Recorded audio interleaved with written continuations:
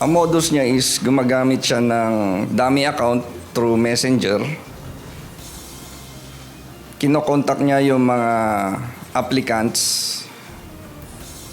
through FB. Bale, pag nakapost na sa FB page ng BFP yung mga aplikante, randomly, iniisa-isa niyang kinokontak yung mga yon gamit yung dummy account niya. So pag may sumagot sa mga yon, yun na, doon na nagsisimula yung transaction. Huli sa akto ang babaeng ito na tumatanggap ng pera mula sa isang lalaki sa parking lot ng isang food chain sa San Fernando, Pampanga noong August 24. Ang babae sa video, isa palang Senior Fire Officer 1 ng BFP National Capital Region na target ng isinagawang entrapment operation ng PNP CIDG Region 3. Ito ay dahil sa panghihingi ng halagang 500,000 piso sa isang recruit para makapasok sa BFP. Ayon kay CIDG Region 3 Chief Police Colonel Grant Golod, slot for sale scheme ang modus ng suspect. So what we did was we conducted intelligence build-up. So hinayaan natin na yung complainant is makipagkita sa kanya, physical meetup.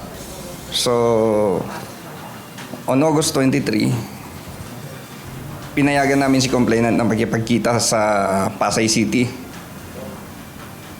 Itong complainant, ka-meet up itong suspect natin. And doon natin na-establish na totoong tao siya.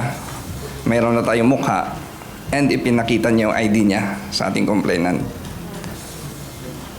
So, from then on, doon na kinasanan natin yung operation. Sinasabing mabilis na nakakainganyo ang suspect ng mga aplikante dahil mayroon itong kasabwat na isang senior officer na may malaking papel sa recruitment process. Mayroon siyang binabanggit na mga kasama niya, senior officer.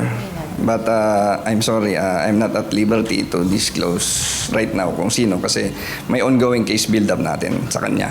So, kasama yun sa kakasuhan natin.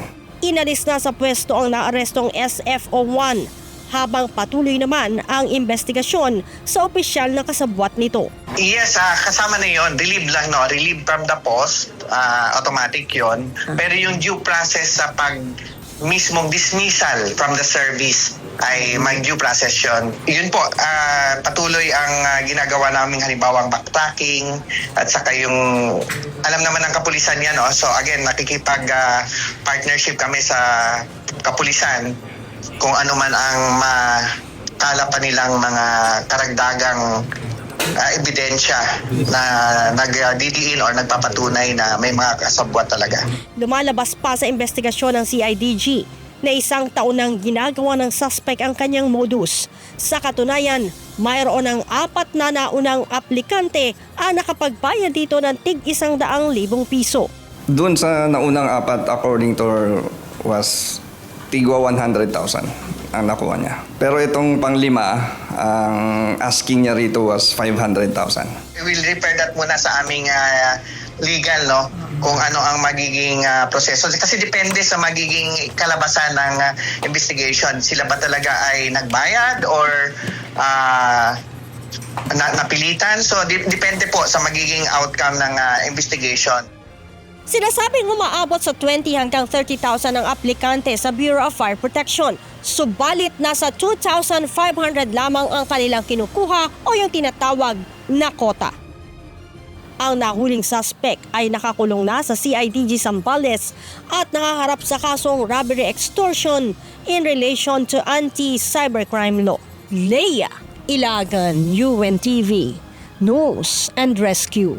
Diyos ang aming sandigan, serbisyo publiko ang aming pinahahalagahan.